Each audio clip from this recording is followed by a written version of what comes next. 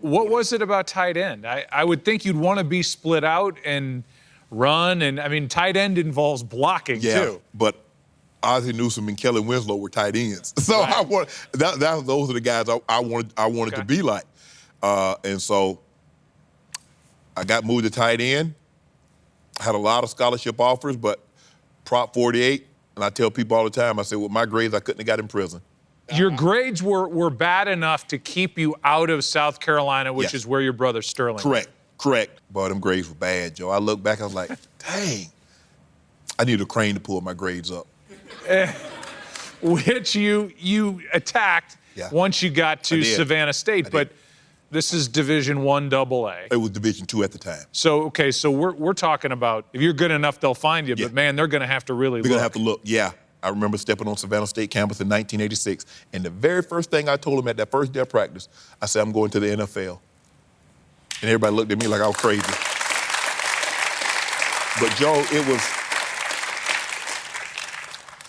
we had probably 110 guys. We lined up 5 yards apart from one end zone to the other. And Coach Davis said, guys, I only got like 55 to 60 uniforms. He said, I got to trim the fat, though. So we ran before we ever practiced. I'm talking about we ran. You ought to heard the Foot Locker slamming and the cars cranking up, guys leaving. I ain't going. I said, this is nothing. I said, you think this? I was like, I'm only out here 3 hours a day. Yes, 100 degrees, but I work for 12 hours in 100 degrees. This is nothing. And that next day, you had like 85, then 75, then 60, then 55, and that's what we went with. But so if you could survive the running and the physical side of it, he was going to keep you, and these guys basically weeded themselves out. Exactly. I almost transferred to the University of Miami after my sophomore year. I was going to say, Miami came calling, and our old friend Jimmy Johnson, and he saw Shannon and what Shannon Sharpe could do, but you stayed. I stayed. Because Coach Davis told me, he said, son, you're good enough to play in the NFL. He didn't say, if you're good, they'll find you. And he believed in me. Everybody else, when my grades were bad and no one could get me, wanted to take a chance on me, Coach Davis believed in me, and I felt I owed that to him. And plus, Savannah was only an hour away from my grandmother, and I could get home at any given time to make sure I go see her. Your senior year, you guys go 8-1. 8-1.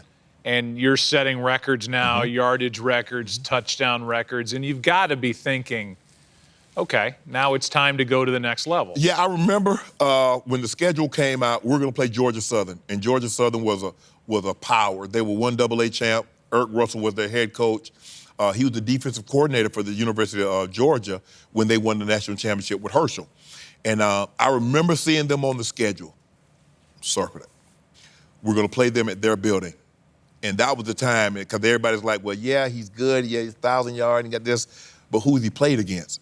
And I just remember, I said, Georgia Southern. I said, ooh. I said, they don't even know. Now, I got a second cousin that played for Georgia Southern. His grandfather and my grandfather were brothers, and he played for Georgia Southern. And he was in film study, and they were watching, and he told the coaches, he told the defensive coaching staff, he said, if you play my cousin like that, he'll hit you for 200 yards. Well, they played me like that, and I hit him for 202 yards. Wow. I did. We lost, and true story, after the end of the game, after the game was over, Eric Russell came to the, rest his soul, he came to the center of the field, and he gave me a cigar. He said, son, you're the best athlete I've ever seen. The opposing coach. I still have that cigar. Wait, I don't want to lose that in the applause. You still have the cigar? I still have the cigar. I'm very sentimental.